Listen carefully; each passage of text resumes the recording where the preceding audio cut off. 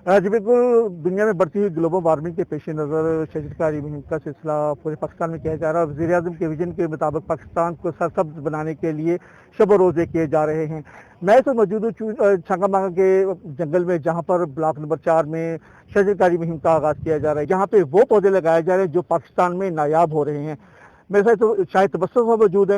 आइए हम जानते हैं कि वो आज के दिन के हवाले से क्या कहते हैं। यहाँ हमने 8,000 पौधा जो है ना वो इस 25 एकड़ रकबे पे नया जंगल लगा के इसको दोबारा शजरकारी के लिए सिलेक्ट किया है। ये आइडिया कैसे है, जो एक नायाब नस्ल है जो नपैद हो रही नस्ल, उसको आपने स्पेशली यहाँ पे आप वहाँ प्लांट कर रहे हैं ताकि उसको महफूज किया जाए, ये आइडिया कैसे आया?